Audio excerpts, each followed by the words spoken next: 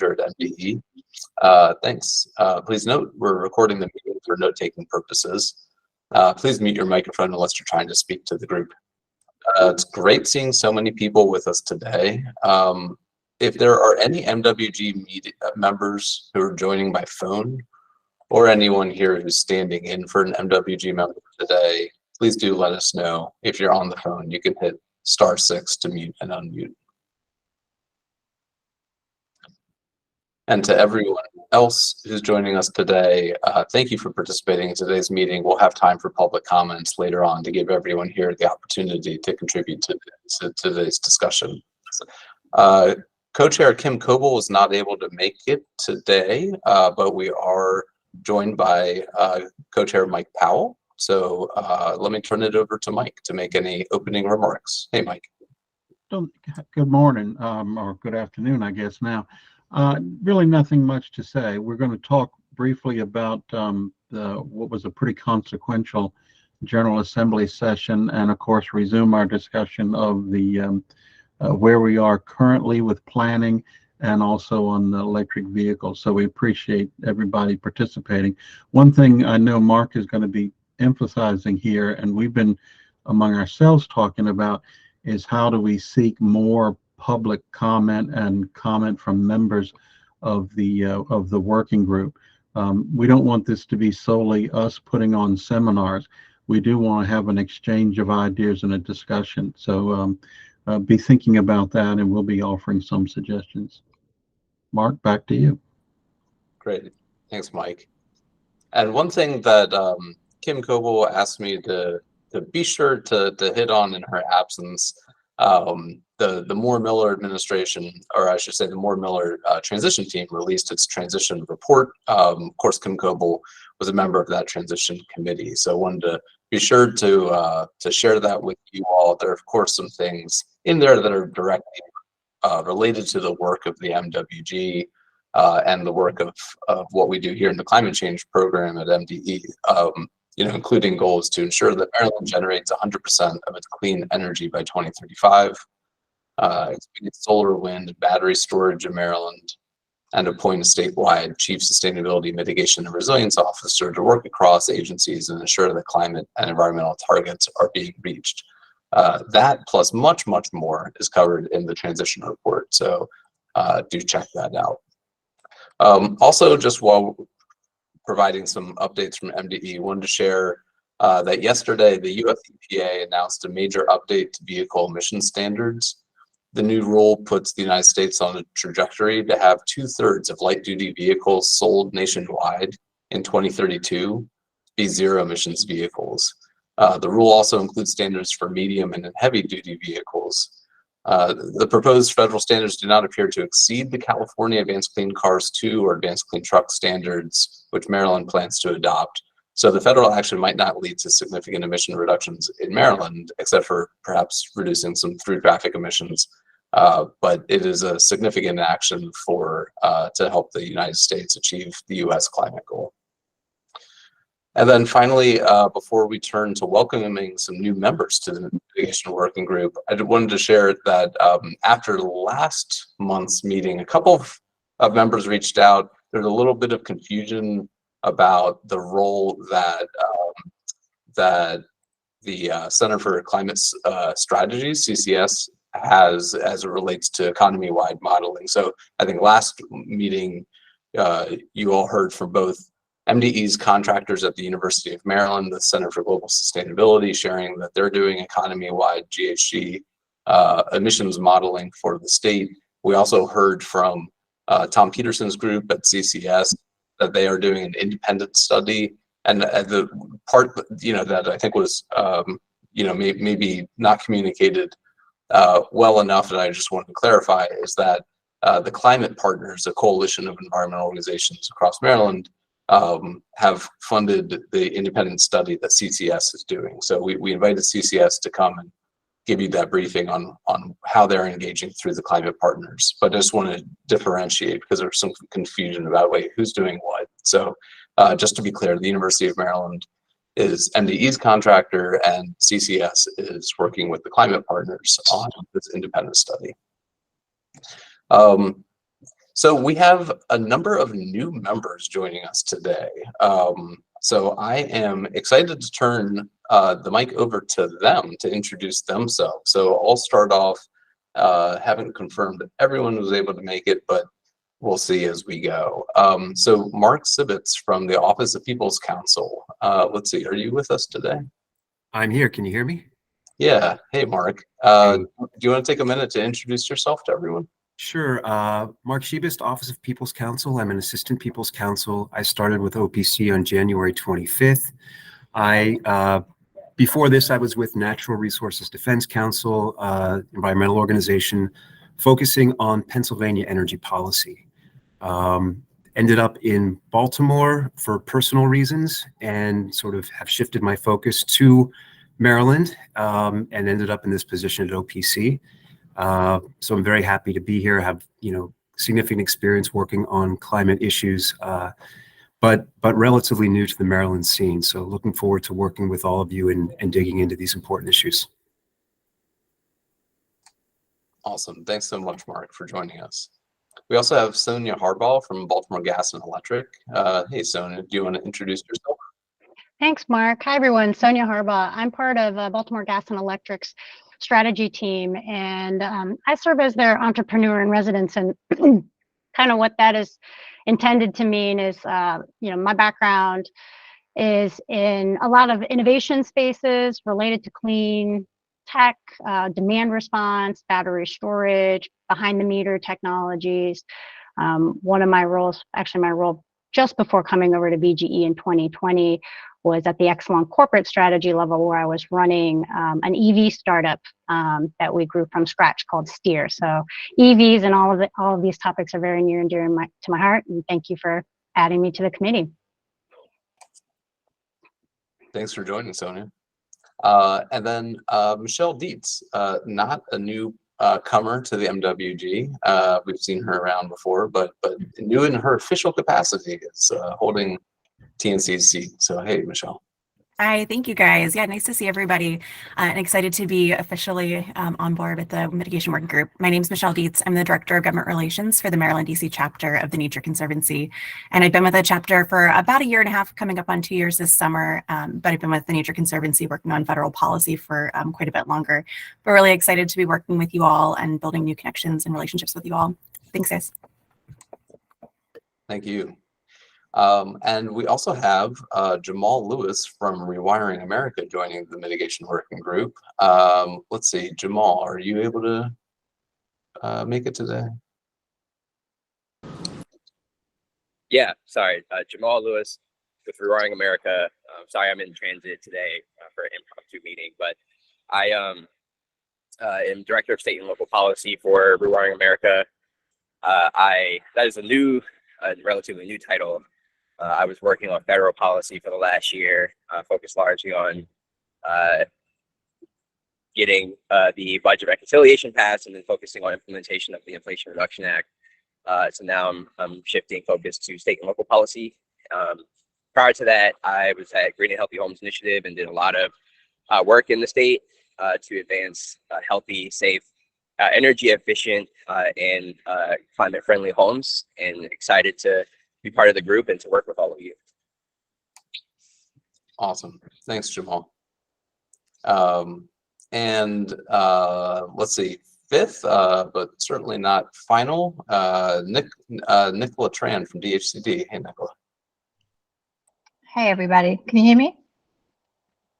Yep. Okay, great. I got a new headset, so I got to try this out. So I'm Nicola Tran. I'm the Deputy Director of Energy Programs at DHCD. We provide a variety of energy efficiency programs to limited income households across the state of Maryland.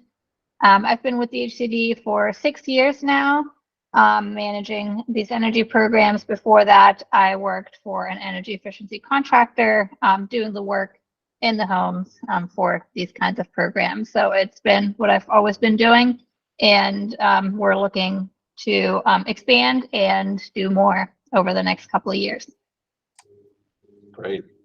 Well, thank you, Nicole, and thank you all for agreeing to participate in this wonderful process called the Mitigation Working Group. We're excited to have you here. I think that we still have one vacant seat, which is for an academic institution representative. So if anyone knows an academic who may be interested in joining this process, then please do let us know. Mike, can I ask you to do your overview of what happened this year in Annapolis? What should we be aware of legislatively? Oh, Ian will tell you nobody knows what happens in Annapolis, because as soon as you need to leave Annapolis, you forget everything that happened in Annapolis. I'll make this very brief, because we've got a lot to talk about today. And if anybody has any questions about a particular bill, just email me. I'll give you a copy of the bill and a greater synopsis. We did have some very consequential bills this year that I think changed the climate landscape, if you'll forgive that expression, a good bit. And then we also had some smaller bills that made some minor changes. Let me run through some of these. The legislature did pass the Clean Trucks Act of 2023. This is a bill which basically implements the California version of Clean Truck Rule. I believe that the department would have adopted the California Truck Rule anyway. However, we now have it in statute.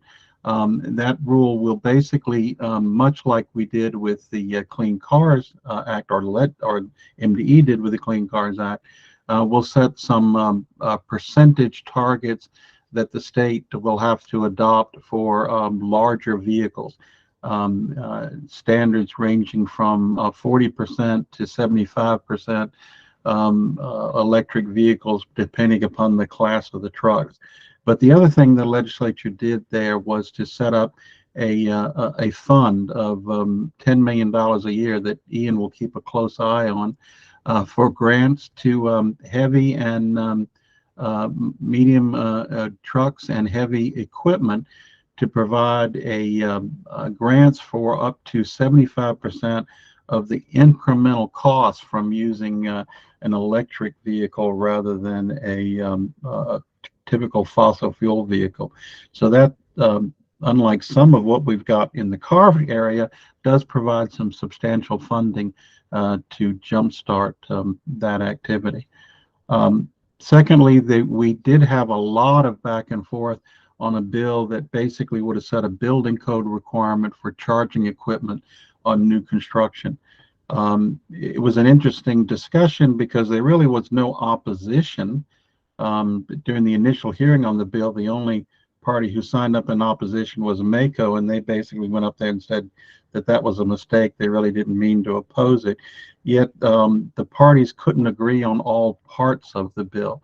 As the bill finally came out, it requires that new residential construction that has a garage or a driveway or a carport dedicated to that unit, okay, so you got your own parking space, will be required to have EV ready at least, which means that you've got all of the electrical connections there to put in the charging station and make it easy to adapt. But that was the basically the single family housing kind of option. Where the discussion went back and forth was on multifamily housing. And all of the parties to the discussion agreed that we needed to begin to implement charging stations for multifamily, but there were disagreements about how quickly that needed to be moved. I think the discussion was, though we're very quickly raising the percentage of new vehicles that have will be EV, the total population of vehicles out there will not turn over that quickly, because an average car lasts about 15 years. So as I'm sure Sonia could tell you, there are going to be a lot of fossil fuel cars on the road for a lot of years. So in the end of the day, that part of the bill became a study. There has to be a report back from the Maryland Energy Administration on recommendations about what will be done with electric vehicles, looking at costs of various percentages. That is, 25% of parking spaces be EV, or 50%, or 10%, and also estimates of the total number of EVs that are expected to be on the road for particular years. We also had progress on Empower. That's the program which provides for energy efficiency and for low and moderate income, and we set more stringent requirements for what the utilities have to adopt for increasing energy efficiency. Then another very big bill, perhaps the most consequential bill of the year, was on offshore wind. Maryland quadrupled the requirement for energy from wind energy. We went from, I believe it was 2 megawatts of wind energy we were going to require, up to 8.5 megawatts, 8,500 megawatts of wind energy going to be required by 2031. And perhaps even more importantly, developing a system for coordinating and easing the way for a transmission system to bring that energy ashore in a most efficient manner. The advantage of offshore wind, we've spent a lot of time last year talking about how we need to accelerate solar energy. We're not building it fast enough. Offshore wind does have the advantage that it's much more constant, right? Offshore, the wind pretty much blows all the time. You don't have to worry about building as much storage for nighttime. So that's a very significant increase. If we achieve those numbers, we'll be one of the largest suppliers of wind power, maybe the largest supplier of wind power in the U.S. I mentioned just a moment ago that we spent a lot of time talking about how to accelerate solar energy development in this state, because we're nowhere near the amount of levels that we need to reach, or the trend that we have to get to the 100% number. We didn't have a lot of activity on large utility scale solar like we need, but there was a formation of a task force to study what kind of solar incentives should be offered in this state, with a report back to the legislature in December of 2023. So that task force will be forming and looking at those kind of options. And my hope is that this group may want to have some input to that task force about what we recommend. Another bill that was, I know, a very big priority of many of the environmental organizations, as well as the renewable power group, was the extension and permanence of the community solar program. We had a pilot program for community solar where relatively small utility, but somewhat utility scale solar farms would be built, primarily to serve power to lower and moderate income families, though not exclusively. And the idea was that we could maybe take the place of all those roofs that are not suitable for solar panels by having smaller community solar farms. That was a pilot program.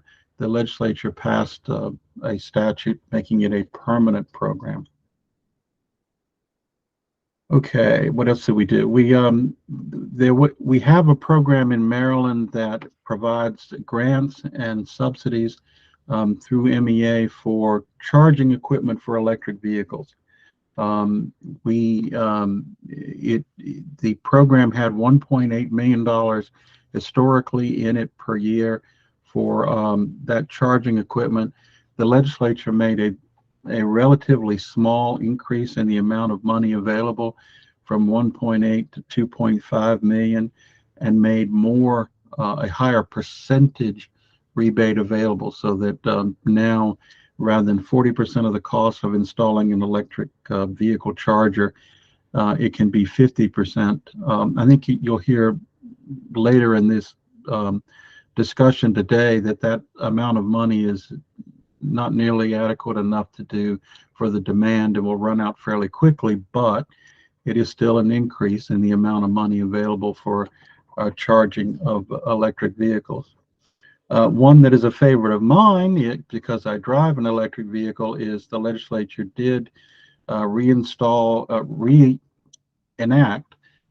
the provision allowing electric vehicles to use HOV lanes, even if it's only one person in the car. So if you have an electric vehicle, you can get a sticker from the state allowing you to use HOV lanes even when traveling by yourself.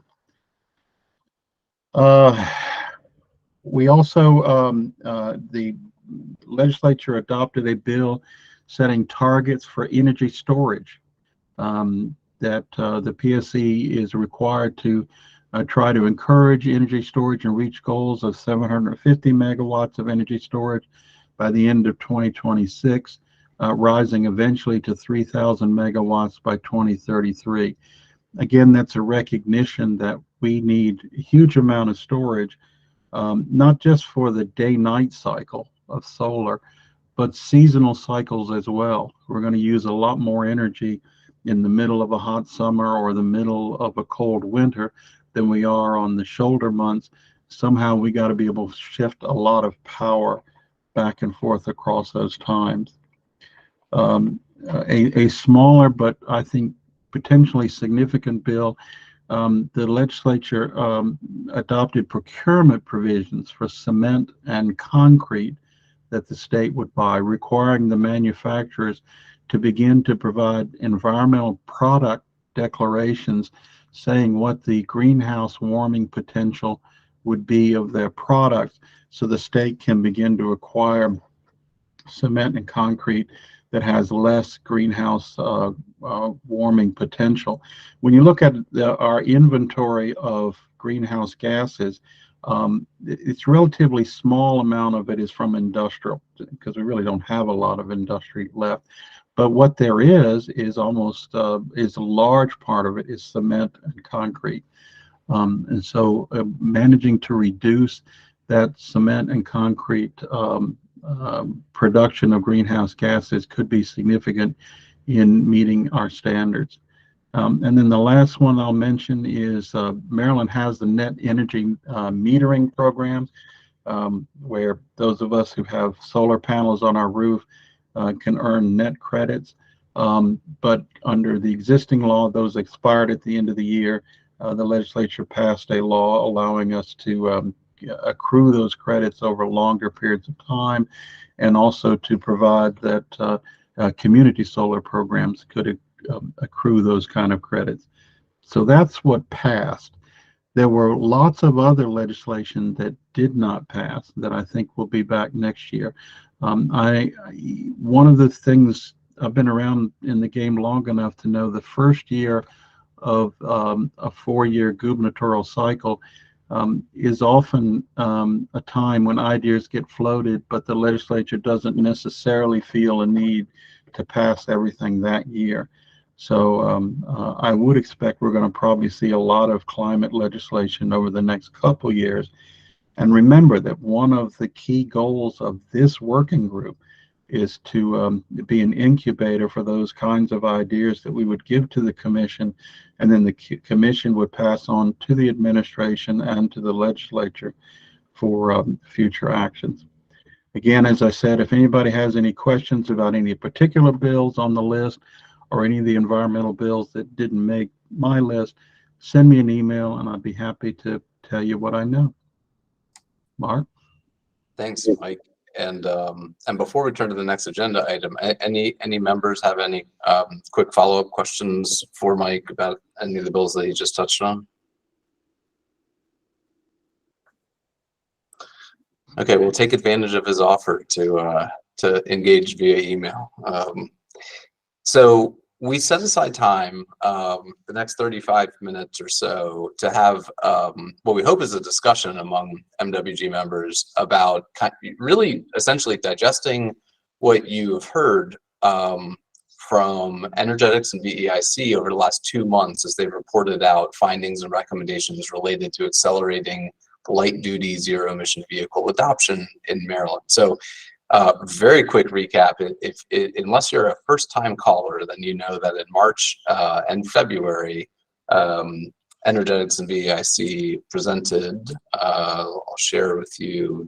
I just shared a link to the final report for phase 1 of their study, which they presented last time. And what the staff did here was just try to digest some of their recommendations and reflect them back to the MWG in discussion draft form, really just to get input from everyone on what did you hear, where's your head now in thinking about what level of state incentive, if any, do you think should be provided to help individuals buy electric vehicles and install home charging equipment, right? Their recommendations were more numerous and comprehensive than just narrowly helping individuals buy EVs and install EV charging equipment, but we thought it was maybe bite-sized enough that we have some conversation around just that piece. And hey, everyone here is a stakeholder in that. We are all potential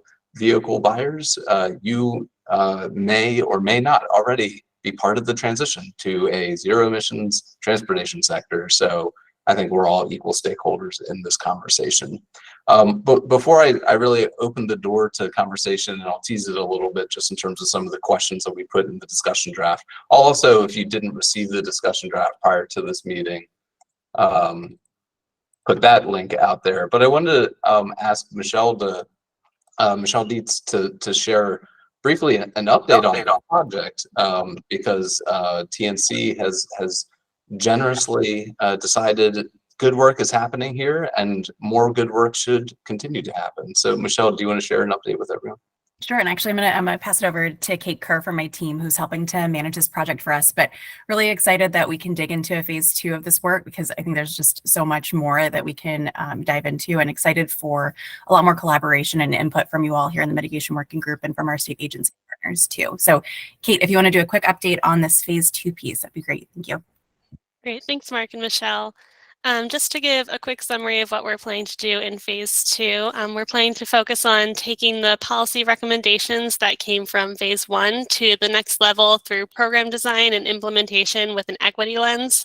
So this will include vehicle dealer engagement, technical support for fleet conversion, and incentives and initiatives, particularly targeting used car markets and low-income buyers. We will continue coordinating this project with the mitigation working group, as well as engaging with and gathering input from relevant agency staff, dealerships, and community members. This will also include additional facilitated meetings to solicit feedback and answer questions. And this approach will also allow us to further explore implementation pathways for policies that are just coming out of the 2023 legislative session.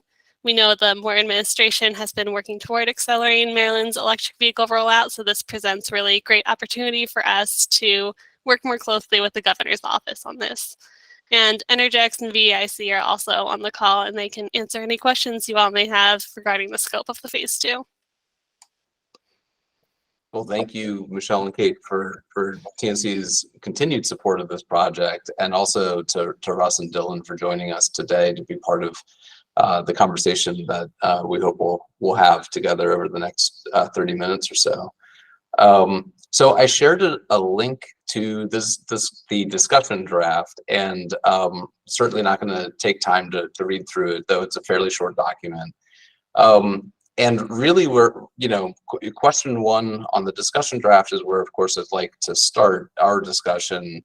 At a high level, what do you think the policy goal should be for state level incentives? So what we reflected out after thinking about the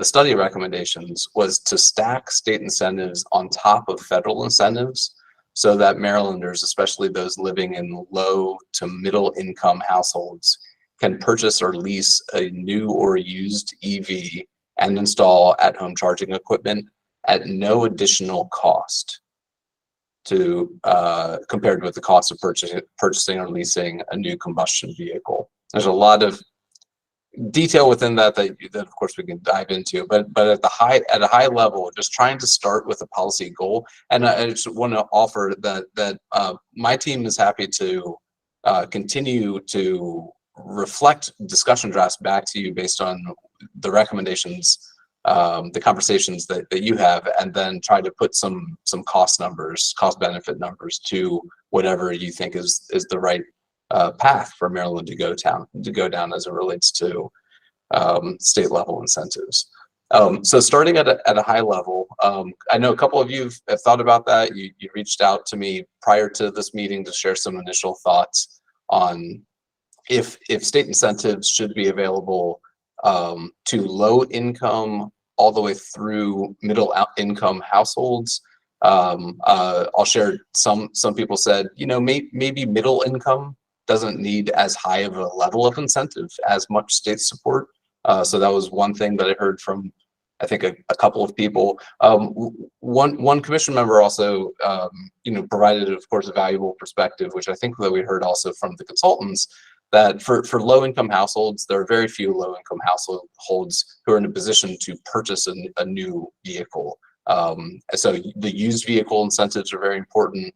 The Climate Commission's recommendation last year that financing options need to be more readily accessible to low-income households was, brought up in some of the comments. Just reflecting back on what the Climate Commission several months ago recommended, that there should be, low-interest financing available to help someone purchase an electric vehicle and see that their monthly cost of ownership with an EV would be less than their monthly cost of ownership for a traditional gas or diesel powered vehicle. So anyhow, I think starting perhaps with your input on state level incentives and whether or not you think that they should be available based on income level, and if yes, then on what income levels? Is that low through middle income? Is that low to moderate income? And we can get into these definitions if you care to. Any initial thoughts, feedback on that kind of top level? What's the goal of a state incentive?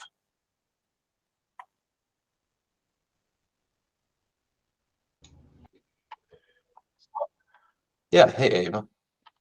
Hi, Mark. Thanks so much. Yeah, I think expanding it through and I guess the difference between moderate versus middle, I'm not sure what that looks like in terms of the upper limit of a household income.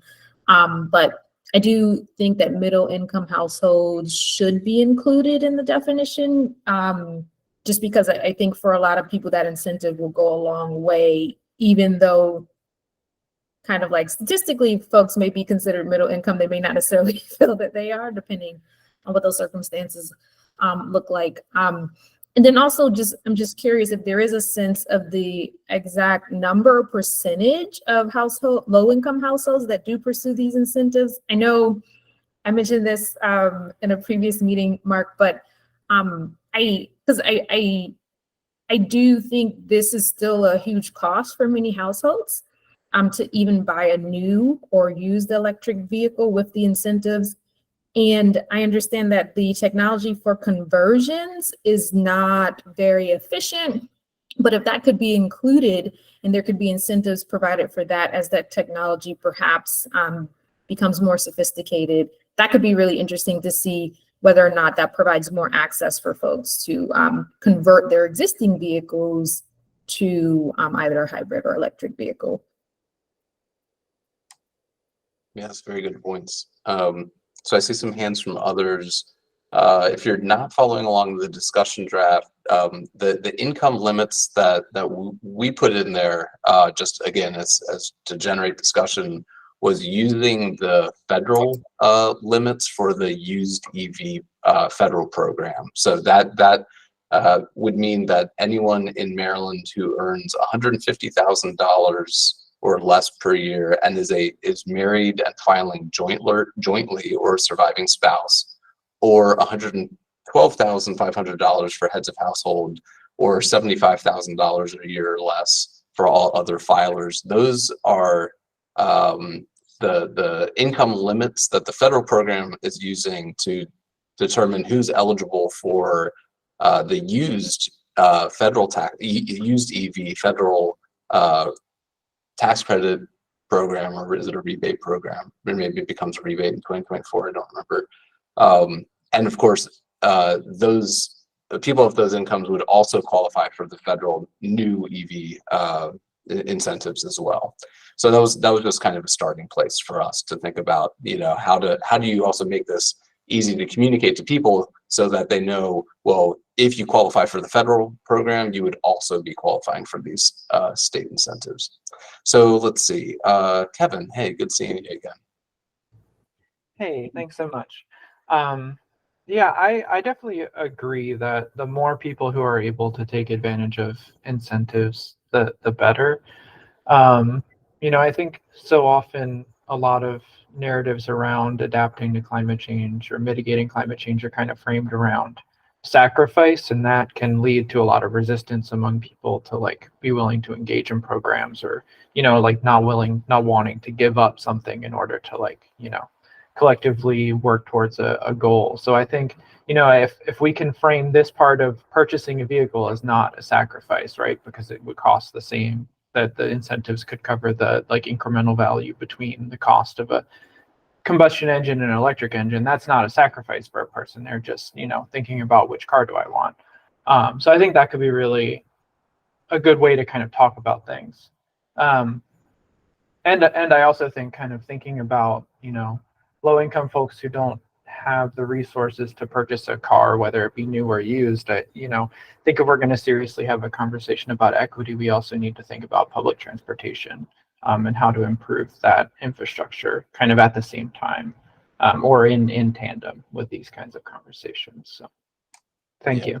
Yeah, great point. And of course, we're not trying to focus on EVs in lieu of focusing on other transportation options.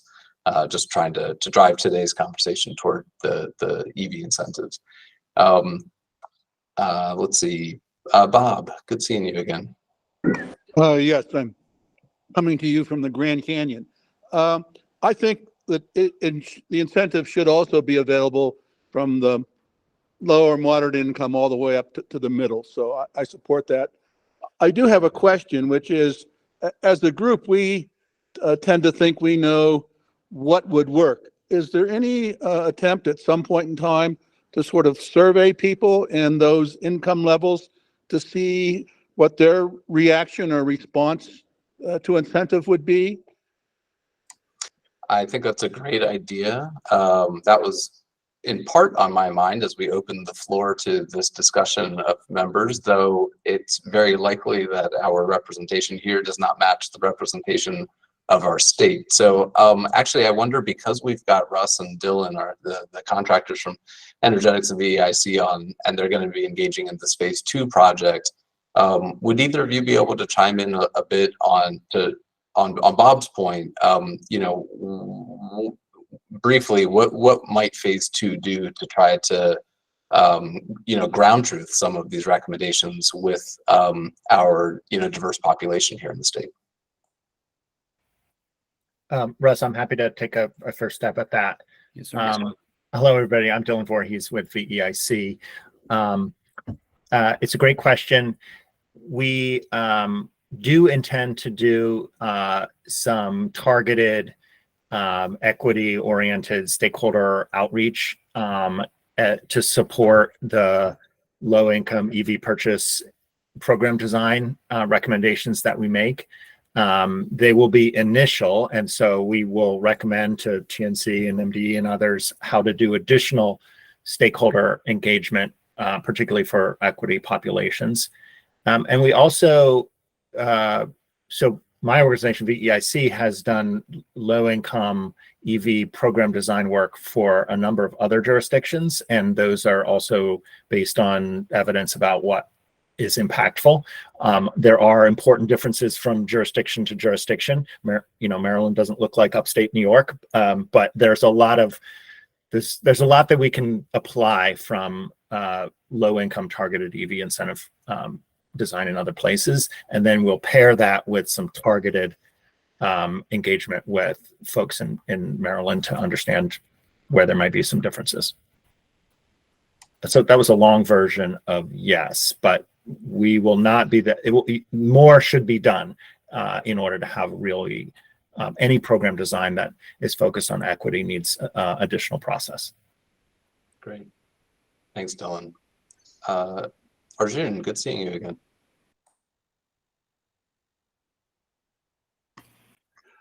Sorry, it took me a while to get on camera and off and on microphone. I know, Mark, you just said that, you're just focusing on light duty vehicles here and you're not excluding public transport. As you know, I don't attend all meetings and read all the literature, but I have not seen any document that addresses transportation priorities, equity, and climate goals that says, okay, here's the priority, here's where public transport fits, here's where here's where delivery vehicles fit, which would reduce pollution, say, in areas in Baltimore that are polluted. Here's where conversion of diesel vehicles fits. Here's where drayage trucks, which is a huge environmental justice issue in Baltimore, fits. Is there such a thing? So that is a good question, and the answer is yes, but it looks a lot of different ways, right? And I'm looking at the membership list here to see if any of our colleagues from MDOT are on to talk about the planning that they're doing in this area. I mean, in terms of money priorities, we've Mhm. got $1 billion a year, and we're going to devote, these are the priorities for spending it. These are the impacts. Do we have something like that? Oh, go ahead, Chris. If I could, yeah. So, MDOT is working on their carbon pollution plan required by the new federal funding programs later this year. But since all of these are paid for from different pots of money, and in order to meet the climate goals, we really can't pick and choose. We kind of have to do everything, right? We can't, put something lower than anything else on the priority list, really, since our goals are so ambitious. But there will be more about how the individual funding streams will be spent later in the year between the climate plan that's drawing on everything across government and also the MDOT's carbon reduction strategy, which is due, I believe, in November to the feds. Okay. Oh, hey, Sean. So I'll make some general comments in that context on the present proposal. I do think that clean, free, frequent, safe public transport should be the top priority. And I cannot figure out how many $1 million this proposal is going to cost, but it's going to be at least tens of millions a year, maybe 100 or 200 million a year. That is a lot of money to be giving to promote individual car transport. I regard our current mode of thinking about transport to be completely unsustainable on a global level. And this is a global problem, and we should see ourselves in that context. So we're setting an example, being ambitious. We should be ambitious in the transformation of thinking on transportation, just like energy. So that's one thing. The other thing is we're losing the climate goal if we just subsidize car purchases rather than seeing where the mileage bang would be. So for example, I don't see that we've talked about special rebates for rural folks where people may have to drive 100 miles a day to get to their job. We haven't talked about high mileage individually owned vehicles, taxis, people who drive Uber and Lyft, where the pollution would be reduced a lot because a lot of stop and start. So I think the present paper should be set aside, if I want to be polite, and we should revisit this idea that we're going to give money to everybody that wants to buy a new electric vehicle or even a used vehicle. I see that there are $75,000 is the lowest income level. It's not related to the poverty level. Currently, most people who have incomes under 50,000 who buy a new car are single person households. They're not necessarily poor households. And if you're going to define households by income rather than poverty level, you're going to be subsidizing people who are going. We already have a lot of federal benefits. I have many questions as to whether we should be spending state dollars where we're required to have balanced budgets, unlike the federal government that can run $1 trillion deficit every single year. And so they can just offer $7,500 and worry about it later, which is what they routinely do. I'm sorry to be impolite. I'm not against deficits necessarily, but I think it doesn't encourage clear thinking about things, especially when tax credits are concerned.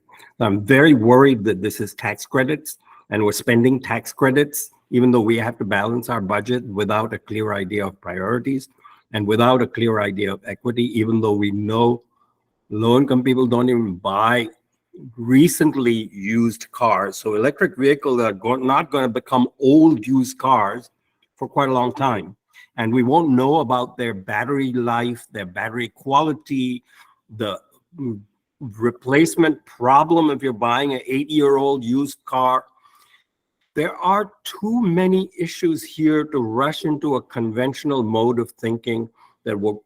So I really would like to see this current proposal set aside for some really critical, fresh thinking about how equity and climate would be promoted. And I would say we're going to subsidize individual vehicles with state funds. If it's going to be directed to low-income households, they should be self-attestation of income. There should not be paperwork the way we have on energy affordability, which costs huge amounts of overhead, huge amounts of grief, and low participation. So, and participation is by people who have the sort of emotional fortitude to go through that. And participation is 20% currently. So we're jumping into this saying equity, low income, as if we have no experience on how these programs work. Currently in Maryland, low income assistance is not working. 75% of the people don't even apply. And I am dismayed that we are jumping into this without either thinking about the mileage problems, the rural-urban problems, the pollution problems, or the priorities. I really strongly recommend you set aside this paper and do some serious, fresh thinking, and I would be happy to volunteer to help you do it. Thank you. Arjun, thank you for those comments. A couple of points quickly. The recommendations from Energetics and VEIC touch on some of the things that you mentioned, including the higher mileage vehicles, fleets, ride-hailing services, some targeted incentives there. We didn't include them in today's discussion draft just to try to focus on initial feedback on the idea of the individual incentive. But they are included in the consultant's first round of recommendations. Anyhow, want to pull in some other people in this conversation. Let's see, Mike, you've had your hand up for a bit. Yeah, a couple comments. First of all, we have to recognize that speed is very important here. That the goals set by the Climate Solutions Now Act are going to require us to move faster than what California cars or the Clean Cars Act, whatever term you want to use, actually calls for. So we do have to find some way to do this very quickly. But the idea I want to throw out for consideration is one I haven't heard mentioned. When you look at what the Inflation Reduction Act did, it turns out that more incentives are available for leased vehicles than owned vehicles. That you can get more of a federal credit if you're leasing the vehicle rather than owning it. And in fact, more vehicles, including more of the cheaper electric vehicles, are available for federal credits if you lease them rather than buying. We had been focused on purchasing, but obviously a lease vehicle may be more affordable for lower or moderate income. So I think it would be worthwhile if in phase 2 we look at whether there's any advantages to providing incentives for leasing rather than merely purchasing. Thanks for that. Also, really quickly, I talked with Kathy Magruder from the Maryland Clean Energy Center today. They were implicated in the commission's recommendation last year that there be a financing program developed, especially to help LMI customers be able to finance the purchase of a EV, a new or used EV. And she just shared briefly that that is something that they actually have a meeting on that later today. They're actively working toward developing that sort of program. Let's see, Jamal, I know you're on your way to a meeting, but I see your hand up. Are you able to still chime in here? Yeah. And I definitely agree and don't discount what Arjun said. In terms of income thresholds, I think it is. I agree. Speed's important, and agree that the more people that have access, I think generally the better. But I do recommend that we have at least a set aside for low-income households, because we often see with these types of programs that without a set aside, the resources and incentives are often gobbled up by middle-income households when possible. So that was my one piece of feedback. Thanks, Jamal. Sonia? Hey guys, I guess some of my comments touch on a number of things that have been shared. I guess your question, Mark, about the discussion topic, I agree that there should be an incentive for limited income customers, middle income, but I'm not so sure that we should not expand that broader. Someone had suggested more middle income. I was wondering, from an approach perspective, have we looked at who's buying cars and segmented that market?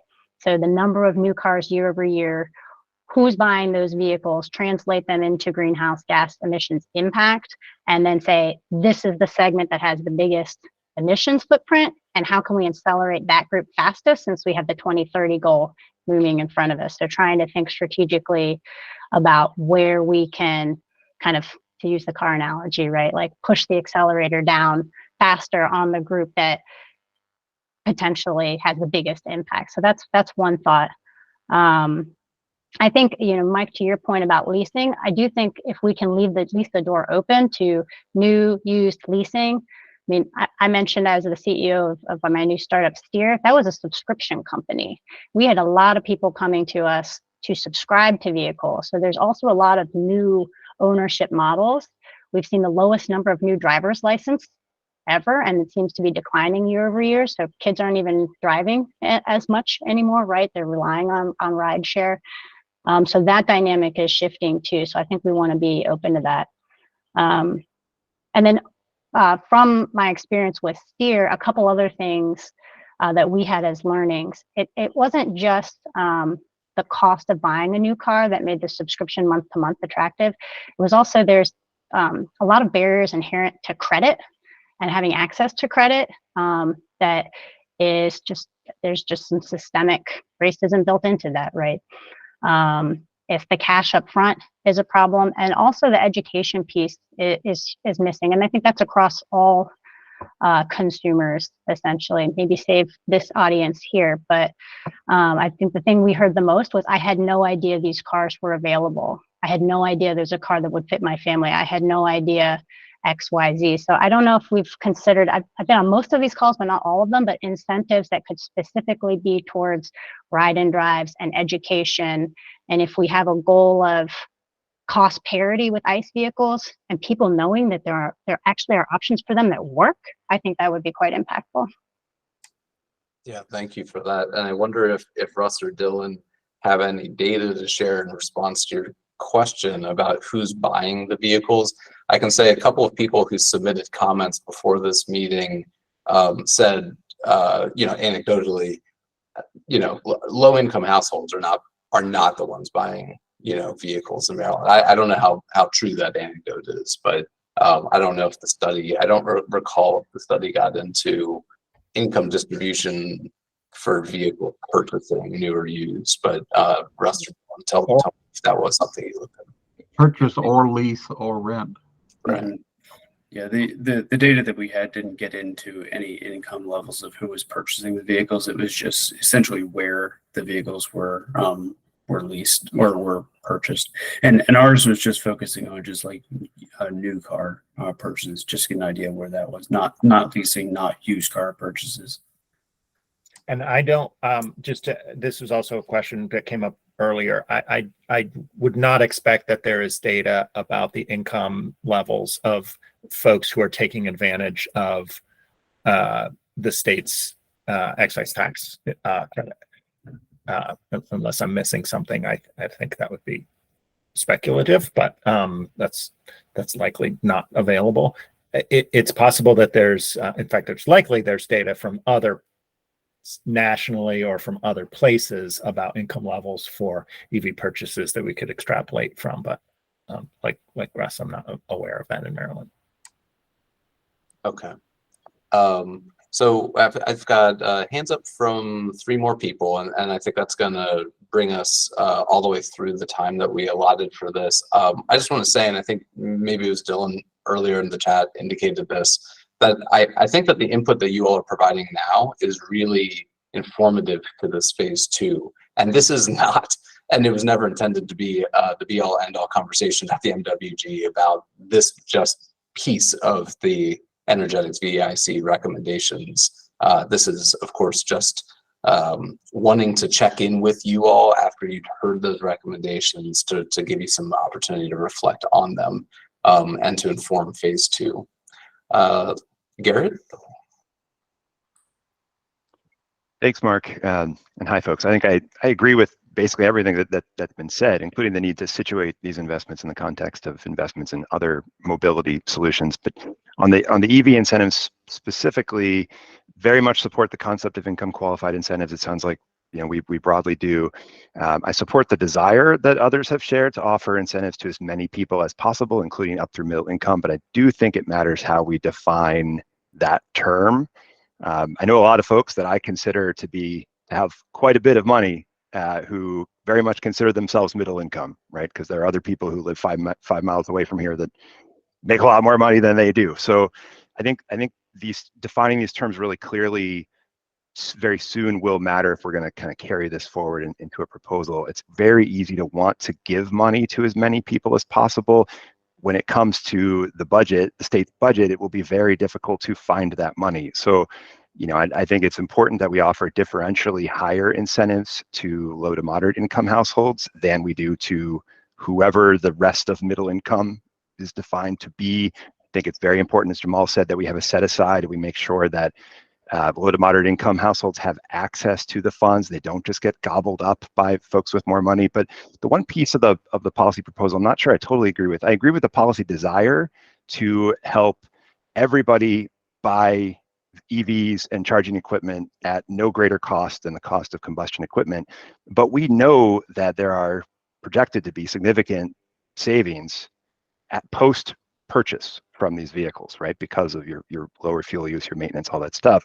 So I'm not convinced, especially for kind of the folks that we might call middle income who are above the low to moderate income range.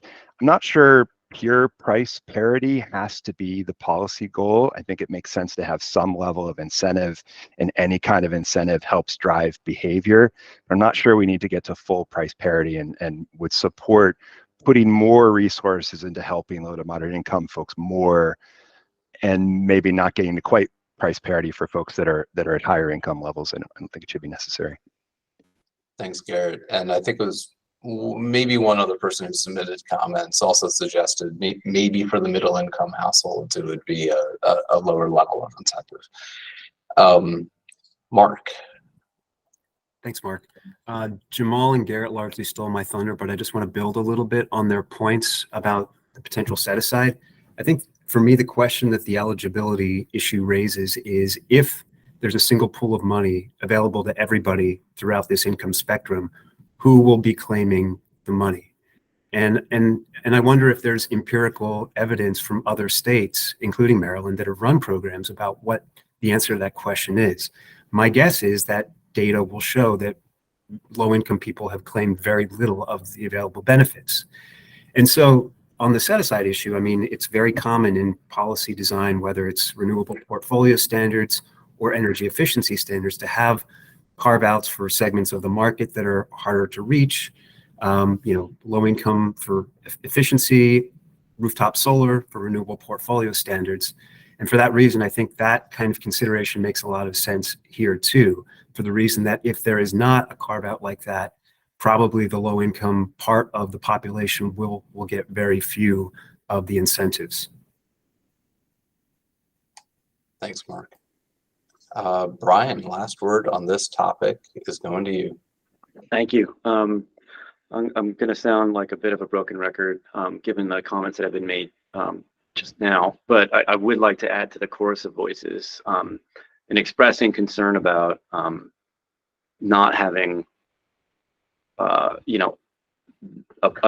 significant portion of whatever incentives we're considering directed towards lower income Marylanders. I'd seen some research recently that I thought are relevant to the that I thought is relevant to this discussion, just on the sharp uptick in new purchase prices for vehicles. And we all know that EVs skew higher than ICE vehicles, although thankfully prices are coming down.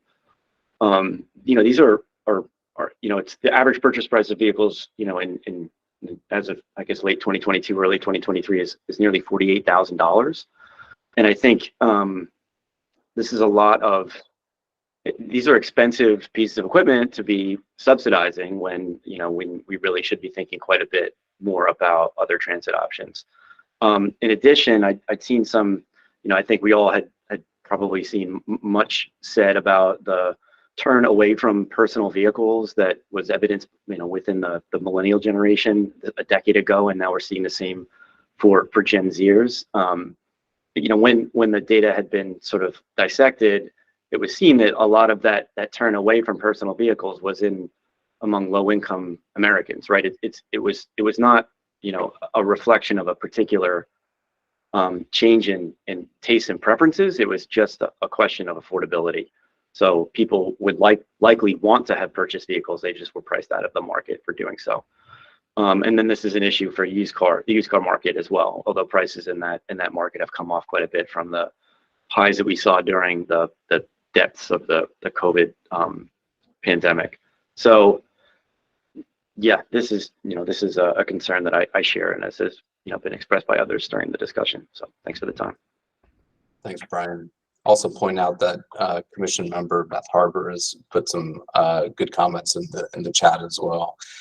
So this, of course, not the last time that the MWG is going to be discussing this topic. We look forward to, and thanks to TNC for your continued support of the project, to having phase 2 study discussions on this. I believe sometime in the summer timeframe. We'll get back to you all with the schedule for that, but do know that we will be revisiting this topic, and of course this topic will be kept in balance with all of the other carbon reduction strategies that are needed both in the transportation sector and beyond.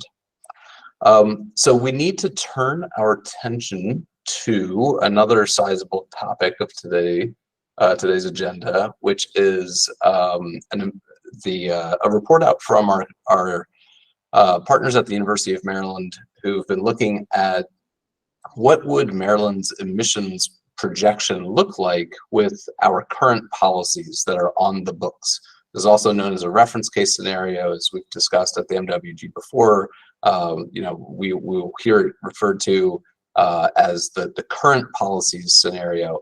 One note that what you see today is not inclusive of legislation that just passed a few days ago in the General Assembly. So, you know, advanced clean trucks, for instance, is not, of course, baked into the current policy scenario that you'll see. So let's see. I think that I saw a number of our partners on the line. Oh, there's Alicia. So Alicia, should I turn it over to you or to Kathleen first? Yeah, I can get us started. Okay, great. Thanks, Mark. Hi, everyone. My name is Alicia Zhao, and I am one of the people at the Center for Global Sustainability at the University of Maryland working on this project. So let me share my screen. Right.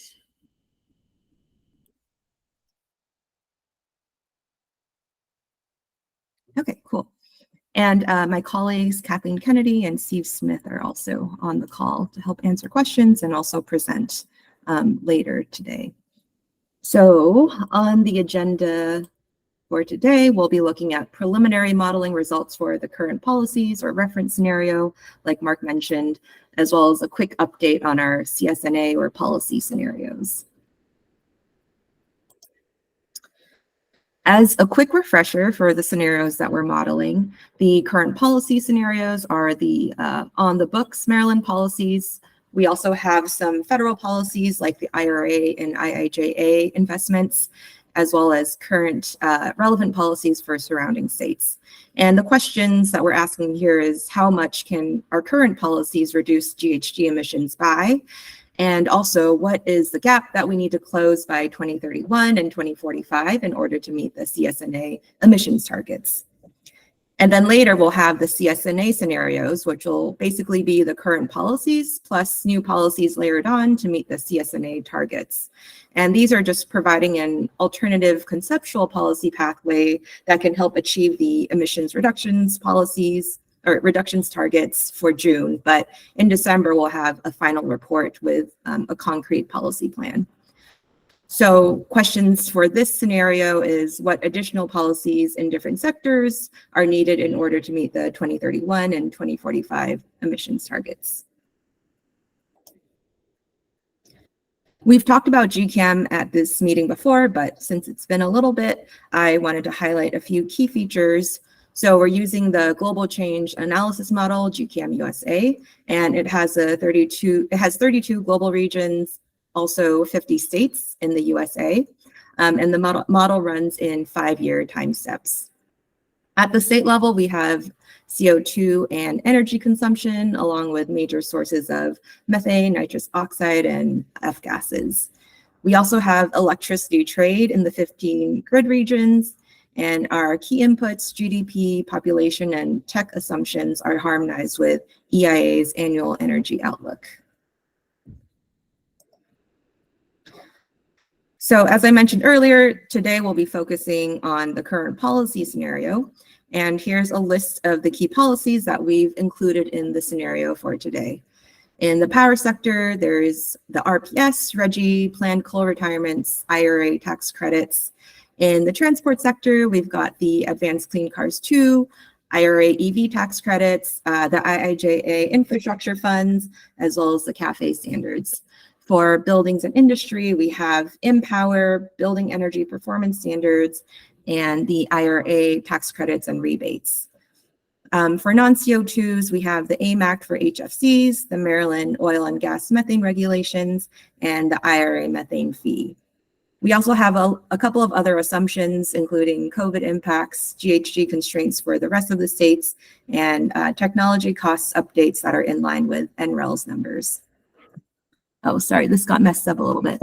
But we are still missing a couple of policies since these are preliminary results. So to be added are the Maryland HFC regulations, the Maryland landfill methane regulations, VMT reduction policies from MDOT, and agriculture, forestry, and land use numbers. And yeah, like Mark mentioned before, these are implemented as they exist right now and not any of the new rules or regulations that just passed or are being proposed. However, we will address this in the final version. Now we'll dive into the results. So overall, we are seeing a 48% reduction in gross emissions across the economy by 2031, and that's below 2006 levels.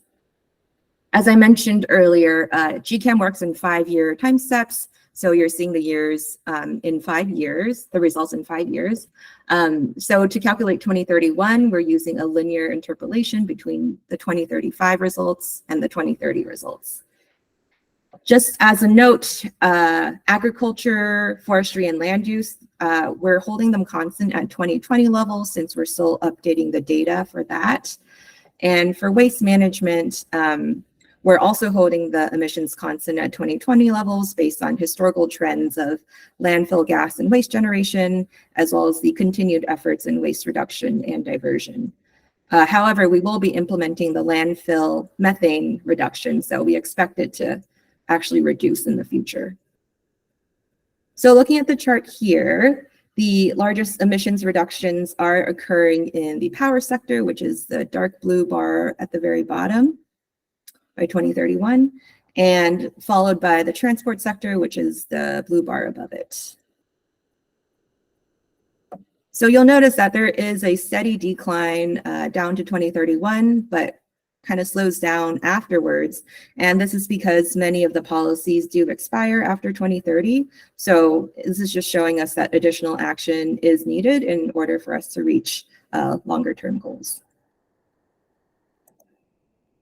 So now I'll walk you through the results from each sector. In the electricity sector, we're seeing over 80% reductions by 2031, and lots of solar and wind coming in this chart, replacing the fossil fuels, so like the gas in gray, and coal is basically phased out by 2025. Looking at the main sources of emissions, it's primarily gas and from imported electricity. However, gas does decrease through 2030, but then resurges into 2040.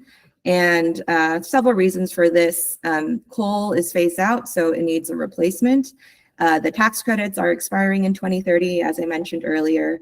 And RPS and RGGI policies are held constant at 2030 levels, so they're not increasing even though the electricity demand is increasing.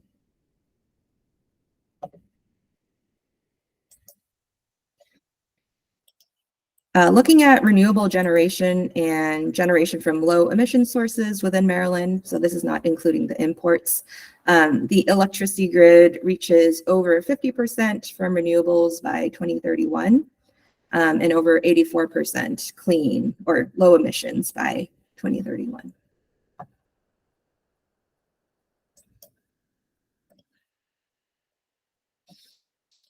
And since Maryland trades electricity within the PJM grid, we also model stringent electricity policies for the PJM states.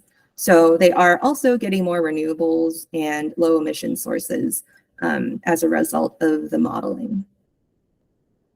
And here are just a couple of the policies that we are modeling for the PJM states.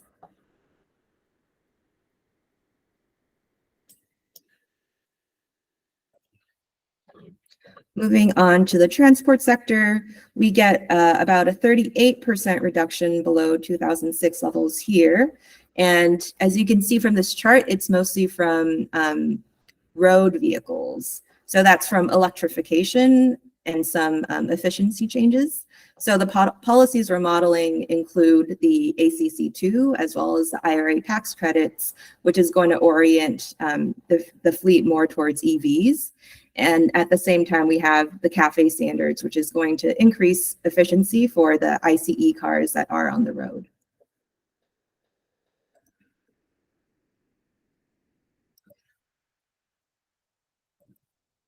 And so breaking this down, we see that passenger service is growing over time. And most of this is attributed to cars. And this says large car and truck, but it's basically SUVs, so cars and SUVs. And freight is also increasing, but a little flatter, and mostly from rail, though the increase is coming from shipping and trucks.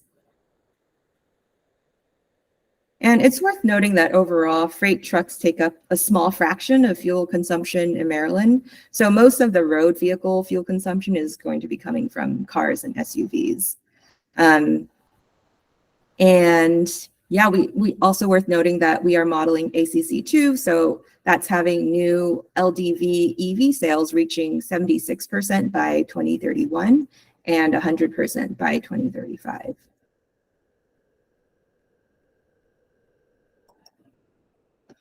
Okay, moving on to buildings. So we get almost 20% emissions reductions here, and that's through a combination of energy efficiency and electrification measures.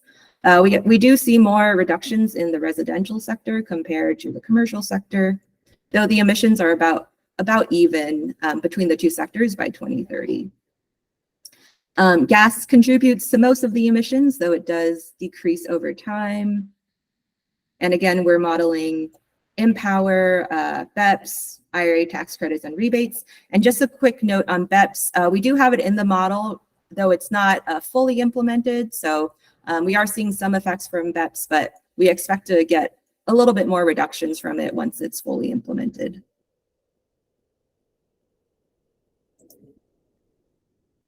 Looking at building floor space, we have residential in blue and commercial in red. And for our assumptions, we're assuming that residential buildings grow in line with the Maryland Department of Planning projections of households, and the commercial buildings grow with GDP.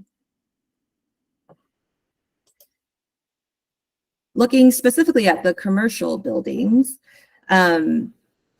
we see that the share of electricity does increase pretty steadily up till 2045, and it hits about 75% of the fuel mix by 2045. And you see the gas and the oil shares decreasing. Over here, you can see that the overall consumption is slowly decreasing as well, though not as quickly as the electrification over here. And the chart over here shows the consumption broken down by technology or sector. So here's all the sectors within the commercial buildings. And you can see that the other sector, which I can get into in a bit, and the heating sector are the top two sectors using up energy. So zooming into those two sectors, so this just shows that depending on the sector, the trends can vary. So for the heating sector, electrification is definitely accelerating as overall consumption is falling due to increased efficiency. In the other sector, consumption is dropping in 2030 and then increasing with more electrification. So the other sector includes like all other categories, which is things like swimming pool heaters, generators, and etc. So a quick note about this, just going back to the last slide, is we are modeling BEPS, which makes sense because I think half of the commercial buildings are eligible under BEPS, so you're seeing more electrification. We also have Empower, which is implemented as it was last year, so it's on there's no electrification, it's just efficiency measures. And Empower stops increasing after 2027. And the IRA tax credits also expire around 2030, 2035.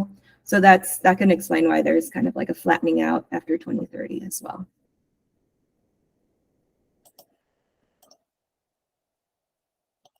Okay, for the residential sector, we see kind of an opposite trend where there is more of an increase in efficiency or decrease in consumption here. And then, but electrification is slowly increasing. And for here, again, it's tapering off a little bit after 2030, again, due to expiring policies. And the two sectors taking up the most energy here are heating and hot water. So we can dive into those. So in the heating sector on the left, electrification is staying pretty steady as overall consumption is falling with efficiency measures. But in the hot water sector, again, the behavior is a little different. Consumption is dropping in 2030, but increasing afterwards. And gas share is also increasing. Great. And from here, I'll hand it off to my colleague Kathleen to go through the rest of the presentation. Thanks, Alicia. So here we're looking at the industrial sector specifically for fuel use. And we see that there's a 43% reduction below 2006 levels by 2031. And this is primarily due to historical reductions in consumption. So the 2006 baseline was just very high. But when you zoom in and look from today going forward, we actually see an increase. So fossil fuel consumption will increase with demand, even with hydrogen and biofuels coming in as an alternative in later years. And the key policies measured included in this scenario are Empower and the hydrogen tax credits in the IRA. Next slide. So now we look at the other piece of the industrial sector, which is the industrial process emissions, things from non-combustion sources along with product use. And we see that emissions are declining. Cement is expected to become the dominant source of emissions going forward, while substitutes for ozone-depleting substances, ODS, are expected to decrease substantially from where previously they were the dominant source. And this is largely due to the AIM Act, which is our key policy implemented here. So ODS is basically HFCs, which are covered by the AIM Act. Next slide. So agriculture, forestry, and land use, as Alicia mentioned earlier, are currently held constant at 2020 levels. So we're working with state agencies to utilize state-level data to refine our projections, and we're hoping to incorporate results from a more targeted study on these sectors going forward. So we will have projections in future runs. They just weren't quite ready for today, unfortunately. But I wanted to mention these sectors do have implications for both emissions and sequestration. So trying to put these in context a bit, agriculture is a small net emission source. So it will be important for the 2031 goal, but it's unlikely to substantially change the economy-wide numbers presented here just because of the scale of the sector. And then for forestry and land use, this is a net sink. So this is not relevant for the 2031 gross emissions goal, but will be very important for the 2045 net zero goal. Okay. And now we have a couple of summary slides trying to pull all of these detailed results together and give you an overall sense of what's happening. So again, our total economy-wide projection is a 48% reduction by 2031, which means there is still a substantial gap to meet the 60% goal from the CSNA. And that's in terms of million metric tons of carbon, 14.2.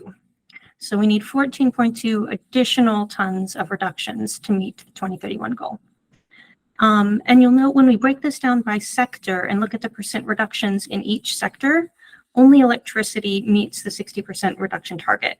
It does have very strong reductions, 81%, but all of the other sectors lag a little bit behind. And to some extent, this is expected, right? You don't expect that every sector will decrease at the same rate, but it does give a little bit of a sense of how spread out that is. Next slide. So here we move from thinking about the reductions to just zooming in and looking at a snapshot of 2031 on its own. So once we get to 2031 in our modeling, what are the remaining emission sources? And those are broken down in the pie chart on the right.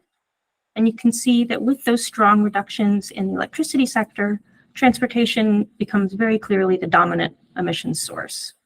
But we also see that some of the sectors that were previously rather small become much more important. So things like buildings and the industrial process and product use become increasingly large players once you get rid of the sort of bulk emissions that previously came from the electricity sector.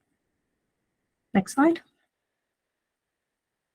So we previously mentioned our strategy for the policy scenarios, and I wanted to revisit that just briefly now that you have this context for what the current policy scenario looks like. So the next steps from here are doing an exploratory scenario with these current policies included, but also putting an emissions constraint on the model to see which sectors have room for further reductions. And then we can build out a core scenario that includes best practices policies from examples in other states, et cetera, and also drawing on our previous work from the Americas All-In research suite. And then we can build out alternative pathways where we can emphasize different sectors or technologies to see how they can support different pathways to reach the goal. And we can do sensitivity analysis on those around assumptions about the IRA sensitivity to tax credits or Maryland adoption rates, thinking about demand side sensitivities, and variations on other state level policies. So that'll be future work that we'll look forward to sharing with you in another meeting. And with that, we'll stop and happy to take any questions. Thanks so much, Alicia and Kathleen.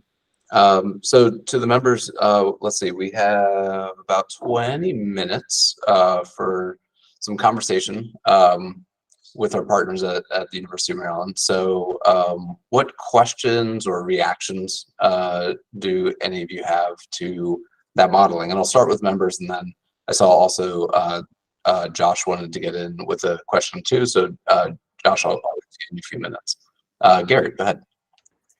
Yeah, and I put this in the chat. I think to me, it would be very useful to understand better the way you're translating existing policies that are on the books into the assumptions that are driving the modeling that's been done here. I work for Montgomery County, represent counties on this call. You know, a number of us have climate goals and climate plans. We do a lot of this kind of analytical work trying to think about what would it take to achieve our local climate goals, geographically bounded climate goals. And it would be helpful for us, frankly, for our own work to understand kind of how you're translating those things. But I think it's also important to make sure we're ending up with really realistic assumptions about the adoption rates we're going to have from some of the incentives that are out there. And I feel like it's hard to even comment on things like this without being able to understand that additional level of detail. So just curious if there's any opportunity for members of the working group to kind of see under the hood a little bit further than what you've showed us, but very much appreciate all this work. This is going to be super useful for us. Thanks. Thanks. And to the CGS team, do you want to respond in terms of your timeline for providing that additional level of detail? Yeah, I mean, we do have a spreadsheet that has all of our assumptions and how we're modeling each policy. So it's just very dense and more technical to look at, but we're happy to share that and walk you through it if you think that would be helpful. But yeah, definitely had to make a few assumptions with some of the policies. Garrett is among our super nerdy members who'd love to pour over your spreadsheet. I've built a bunch of these models. I'm sure most of us probably won't want to geek out with you on that level of detail, but maybe we could follow up offline, or if there's a small group of us that would want to, it'd be great to do that. Thanks. Yeah, sounds great. Yeah, Mike, go ahead, please. Yeah, just one assumption.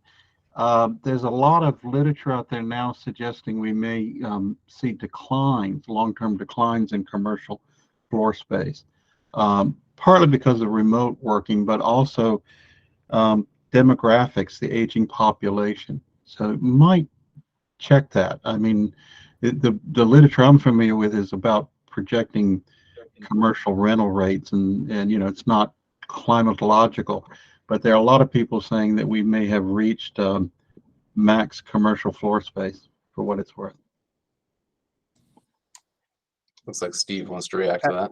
I was going to say that's definitely a useful sensitivity to explore, absolutely. And I'll say that you know, overall in the U.S., the commercial floor space trends we have the least data about. I mean, the you know, nationally we rely on the CBEC survey, you know, which is inconsistent has a lot of issues. So our overall understanding of the commercial sector is rather poor. So, you know, your point is well taken. Mike, are there any Maryland specific or regional specific data studies that might be a helpful reference point with greater clarity on this issue than CBEX provides? Let me ask around. I'm not aware of a Maryland specific. Most of what I've seen have been urban specific, if you will, projected commercial space and talking about what's going to happen to cities. And certainly if you look at numbers like conversions of commercial to residential in urban areas and office vacancy rates, there's no question that right now we have a decline. Nobody wants to build new. Some of the research I've seen is about demographics and longer term trends. As we get an older population, the assumption is they're going to be even fewer people commuting into office spaces, which is really what we're talking about. We still got a growth in warehouses, but that's about the only commercial floor space that's really building out these days. Well, note that the commercial sector also includes all the retail spaces as well. Yeah. You know, even things like movie theaters and so on. So it's a pretty diverse sector. They're all closing too. The malls are closing. The movie houses, most of them are in bankruptcy right now. The Amazon effect is live and real. I mean, but you know, we got to find actual numbers, not anecdotal. But for what it's worth, if you look at the commercial real estate industry, they're very pessimistic about long-term trends right now. Thanks. Josh, I know that you had a question. You want to go ahead? Thank you so much, and thanks for that presentation. It was really exciting to see those those numbers and data and a lot of the policies that this group and many people have been fighting for, to see them modeled. I was mostly going to geek out about the assumptions as well, so I'm not sure how productive that is, but just to flag the questions that are on my mind, one of them is just about funding and investment, whether or not the model assumes an increase in state funding and support for electric vehicles and for building electrification and efficiency beyond IRA and Empower. You know, I'm interested in for the any assumptions around ZEV, if that came from putting the ZEV piece aside, the other big question for me is around the RPS. You know, this group has had a pretty lengthy input process around barriers to deployment, and we're pretty far behind on our solar deployment goals at the moment. So I would just say bluntly, I have some reservations about assuming full achievement of the in-state solar and offshore wind goals by 2031, barring a change or an update in policy. So having those in the reference case does raise some questions for me.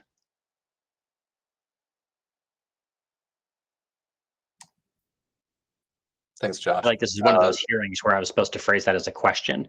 No.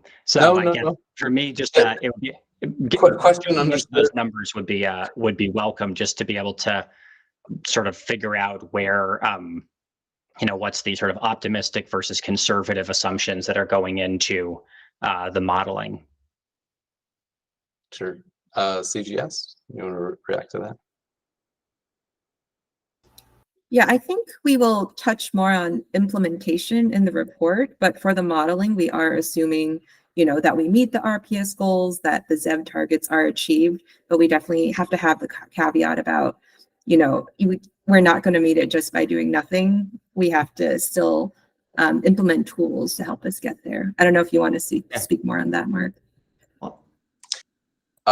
No, I mean, one very general flag that I want to reiterate from the start of this session, and reflecting on the comment that was also included in the chat, just to be clear with everyone, what you just saw were projections for just the policies that are on the books. In fact, and not including, again, legislation that passed in 2023. So you know, to put a timestamp on, you know, policies that are on the books as of several months ago, and you know, projecting forward that. So you know, Peter, you know, pointed out that there are some significant emissions that are being projected beyond 2040. That's right, because we don't yet have the policies to achieve Maryland's net zero 2045 goal, and the effort ahead over the next couple of MWG meetings. We'll have our partners from the University of Maryland back to start looking at some of the modeling results. You know, if Maryland did this sort of new policy, then we would see additional emission reductions.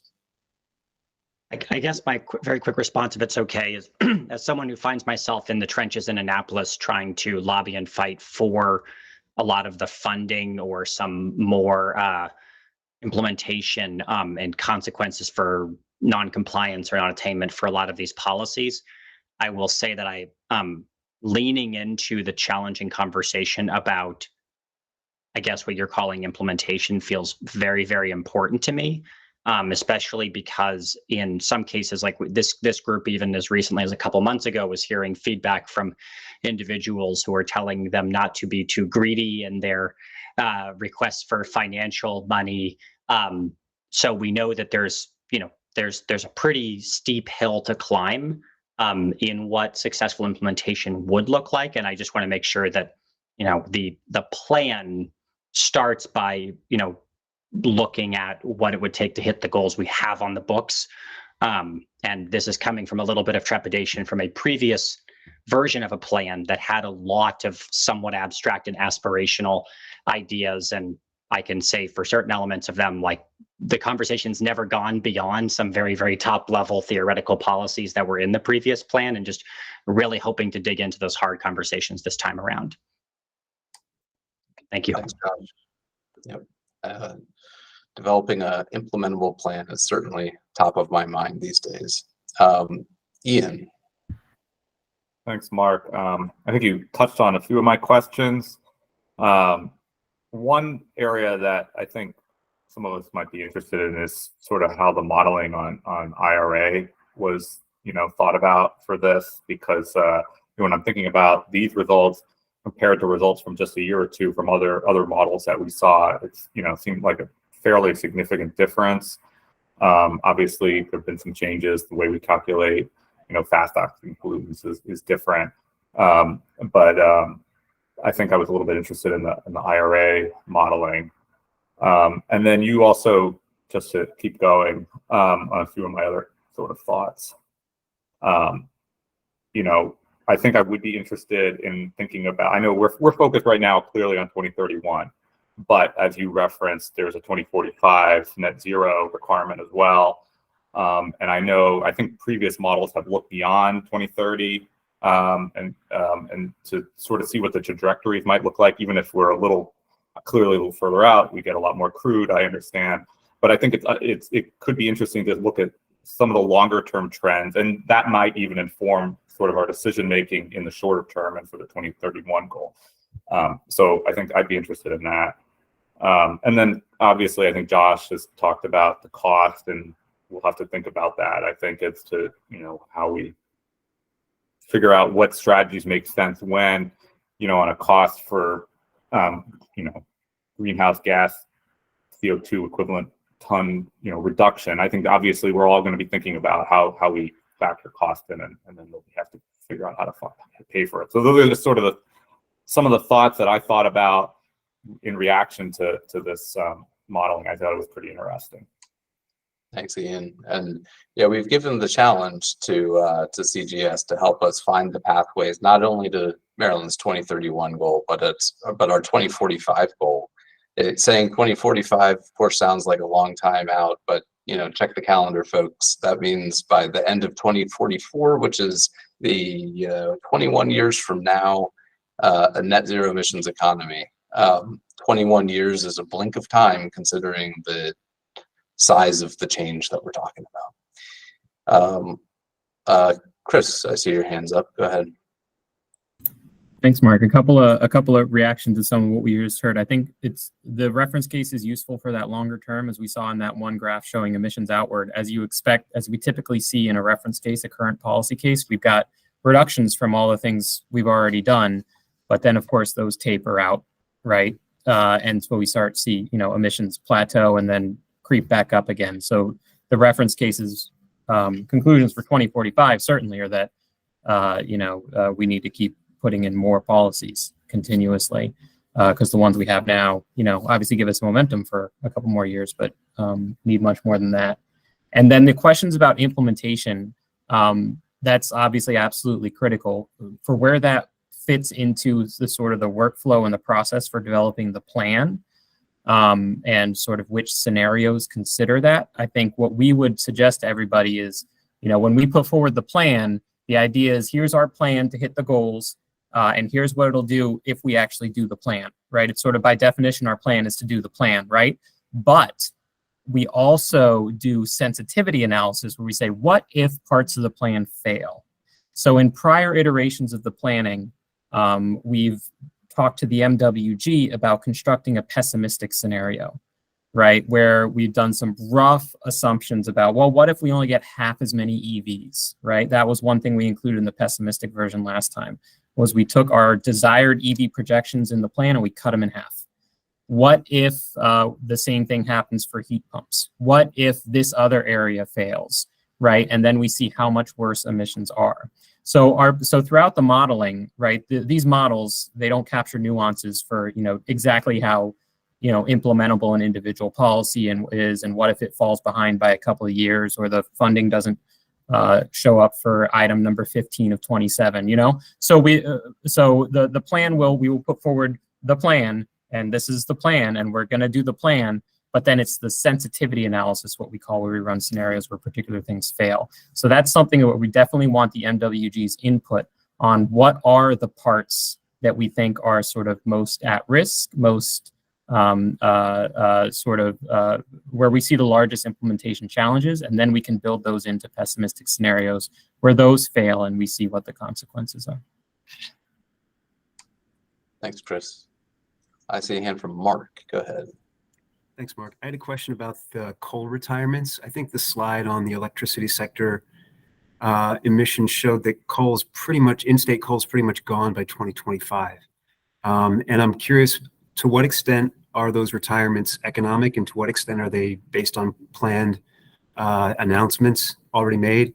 And to the extent they're economic, I think that the 2025 bar showed also a pretty big increase in wind and solar. And I'm curious if you could parse out the degree to which coal's decrease during that time is due to the increase in solar and wind, and to what extent it may be due to other factors like forthcoming EPA regulations. Yeah, I can help you there, Mark. Every coal plant in Maryland has an announced closure by 2025 of coal. They've all informed PJM that they'll not be burning coal after 2025. That's the Maryland plants. I'm not talking about imported, but Maryland. There's one that's sort of in the gray area, and that's Warrior Run. Josh just mentioned it in the chat. And their parent company has said they will be off coal by 2025. That specific plant has not declared a retirement or conversion date yet. I don't know, Josh, that may be what you're going to chime in on. Yeah. Yes, I did want to note too that Warrior Run and Brandon Shores have not actually filed with PJM their plans to deactivate their coal units, to the best of my knowledge. Brandon Shores has announced its closure of coal burning by 2025. I agree they've announced it, just that I don't believe they filed with PJM yet. I'll let you check PJM. And Alicia, I'm pretty sure, but Alicia, do you want to explain how the model treats this? Yeah, so we did model the coal generation based on the planned retirement. So it's not really interacting with how much solar and wind is coming in. Got it. Thank you. Any other questions or comments about this current policy scenario results that we just saw? And we'll be sharing those slides with everyone after the meeting too, posted on the MWG website.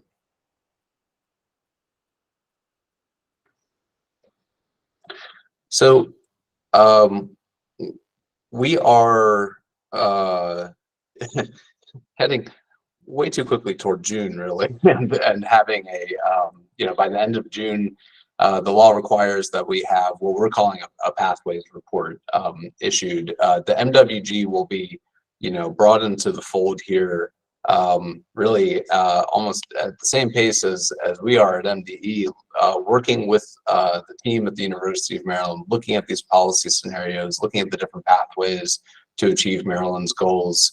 By the end of June, having a report that lays out different options, different conceptual policies that would drive the emissions down from the nearly 50% level by the end of this century, down toward a 60% reduction by 2031. I think in tonnage, that's a nearly 15 million ton reduction that is still needed to be found through additional policies. That is a sizable reduction to be found, and that is our focus moving forward, is finding the pathway to achieve that and achieve all of Maryland's economic goals that are also included in this act. We are opening a call for input.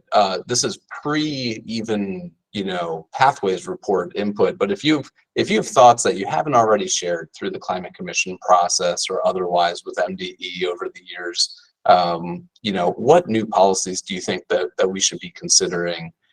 We have this call for input open on our website. You're welcome to send us. Let me put the link here in the chat for you. We're asking by the middle of May, I think May 15th. If you haven't already, and many of you have already, reached out to us and said, hey, have you thought about this? Have you thought about adjustments to Maryland's existing policies in this way or that? Now's a great time to reach out, share those ideas that can be folded into our thinking as we move toward really just the conclusion of phase one, which is what are the multiple pathways that Maryland has to achieve these goals. The real information and listening is going to happen, I think, after that. So at the end of June, when we have this pathways report, MDE, our other state agencies, our partners at the University of Maryland, will do listening, a bit of a listening tour around the state, and collecting public input, meeting with stakeholders to get input on the conceptual policies that are presented in the Pathways report. I expect July, August, and into the fall, we'll be spending significant time in this around the state. So this is not your only opportunity to provide input. This is an opportunity to share new ideas before we have the Pathways report. Once we have the Pathways report with conceptual ideas, conceptual policies, you can provide input on those conceptual policies. You can continue to give us your good ideas on the new policies that are needed to achieve Maryland's ambitious GHG reduction goals. So lots and lots of opportunity for input throughout this year. With that, I think we're pretty much at the public comment period. Are there additional participants on today's call that would like to make any public comments? Lindsay, good seeing you again. Go ahead. You said Josh would be first, Mark. I think Josh got his word in during the last session, but of course, Josh. I'm all good, thank you. Okay, thanks, Josh. And Lindsay, I saw that you started talking, but you were on mute. Yeah, thanks so much. Hello, everyone. Lindsay Mendelson. I'm the transportation representative with the Maryland Sierra Club, and just wanted to talk a little bit about the heavy-duty omnibus regulation and VMT targets for the upcoming climate plan. First off, I'm really grateful to see that the Clean Cars 2 regulation and the Clean Trucks regulation is moving forward, and thanks so much to everyone, including MDE, for your work moving forward on those regulations. I wanted just to take a little bit of time to encourage the state to also adopt the heavy-duty omnibus rule. I know this was discussed at the ACT meeting previously. This is really important because it would reduce NOx pollution from heavy-duty vehicles by 90%, and it's very much complementary to the Advanced Clean Trucks regulation because it ensures that the diesel trucks that will continue to be sold will reduce less pollution. In particular, this is also important because Baltimore City, Anne Arundel, Baltimore, Carroll, Hartford, and Howard counties are in non-attainment of the EPA's 2015 ozone standards. So Marylanders in this region are breathing in air that's not safe. And this regulation is also important because even though the EPA has NOx standards, the heavy-duty omnibus standard is more stringent over the course of the program, and there's also loopholes in EPA's program that makes those standards more lenient under certain temperatures. So it's really important, especially because we're in non-attainment, that we move forward with adoption. Finally, I also just wanted to encourage MDE to identify VMT and VMT per capita reductions that are needed to achieve the state's greenhouse gas goals. I've seen in MDOT's attainment report that they mentioned that there's so-called progress on reducing VMT, but there's no benchmarks or measurements to how that's happening. And VMT has been increasing since 2021, even after the COVID pandemic. So I think it's really important that we take that into consideration and develop that target for our climate plan. Thanks so much. Thanks, Lindsay. James, good seeing you again.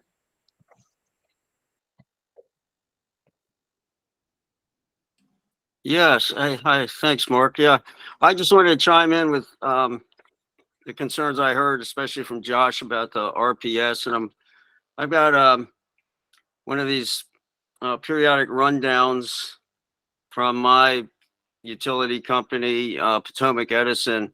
I just wanted to read some numbers off of it, and I've watched this for years, probably 8, maybe even 10 years, and it's been moving very slowly. I'll just cut to the chase that for renewable energy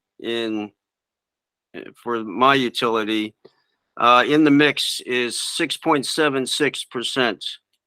And of that, solar is 1.11%.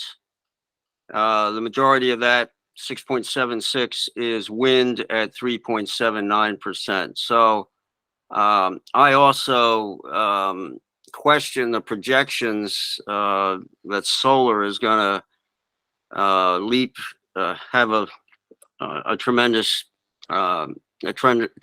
higher contribution.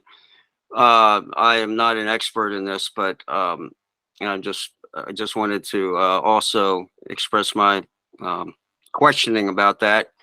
And maybe Mike Powell can answer a question for me.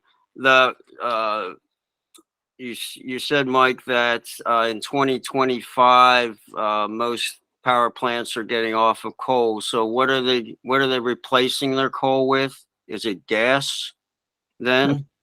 There's one proposal to convert a plant to a oil peaker. The other coal plants are closing, and you're right that AES Warrior Run not formally announced, but it'll happen. In terms of what replaces them, it's what do we build? One of the things that we made a priority is to accelerate solar, because if we don't build solar faster, then what we're going to do is simply import it from PJM, and we're going to get whatever mix PJM creates. Okay. All right.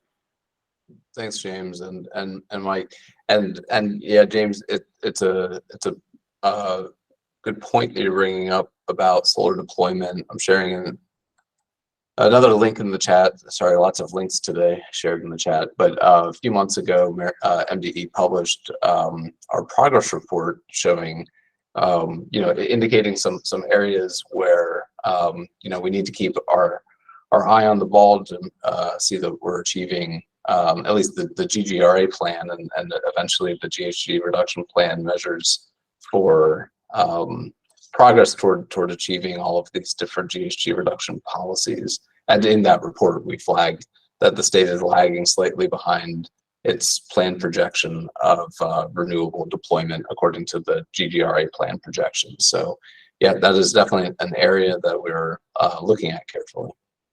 I see a hand from Jeff Silva. Hey, Jeff, good seeing you again. Hi, thank you very much. I have a question for Mr. Powell. Basically, it has to do with at the Montgomery County Climate, Energy, Air Quality Action Committee meeting that they hosted last night. A particular resolution in the legislature drew a lot of attention. It happened to be HR 1214. It has to do with the validity of the claims of third-party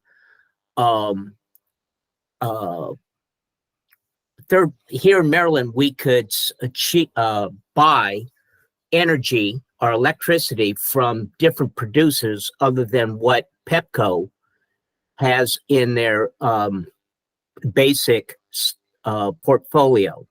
And as it turns out, there has been questions about whether the claims that some of these third-party energy producers are accurate. Now, I believe this House Resolution 1214 was mentioned. You know what the status on that is?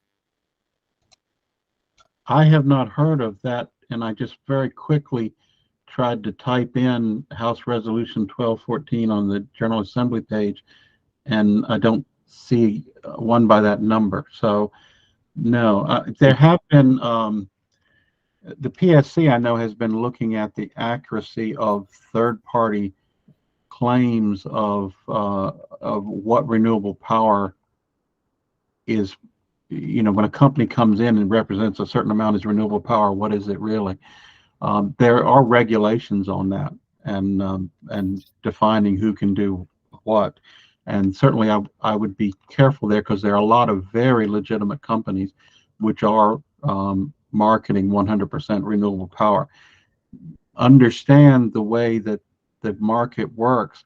You don't track individual electrons, right? You don't buy an electron that came from this solar farm. What you do is you pay $1 or some amount for that electron, and then that company gets the dollar and puts into the grid that electron. So it's really an accounting measure. But there are a lot of companies that are definitely putting into the grid the amount of renewable power that you purchase if you go to their companies.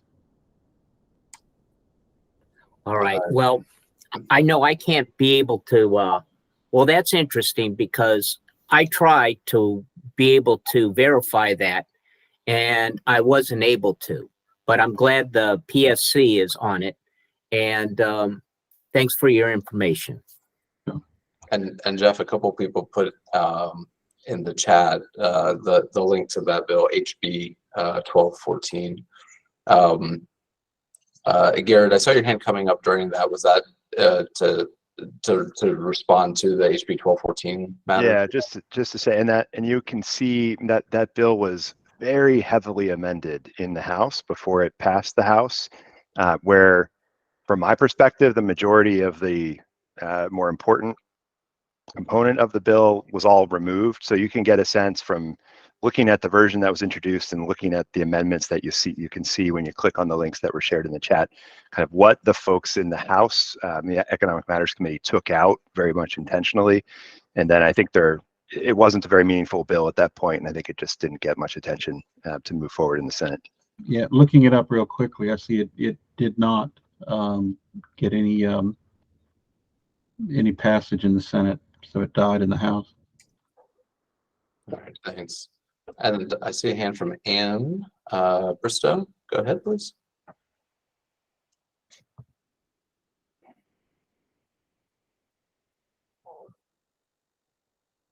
And I'm not sure if you're trying to talk to us, but I tried to unmute. Can you hear me now? Yes, we can. I wrote it into chat. I'm out here in Garrett County, and the Allegheny County Commissioners, in their opposition to the RPS cleanup bill, have advocated that AES Warrior Run be transitioned to burning woody biomass for electricity. And I wonder if that's why they haven't filed with PJM yet, because they're looking at a conversion to woody biomass. That's something to keep on your radar screen. Thank you for your time. Thanks, Ann. All right, have just I think a minute left in the scheduled meeting. Any final public comments? All right, well, seeing none, thank you for attending today, and we look forward to being back together in about a month from now. Take care, everyone.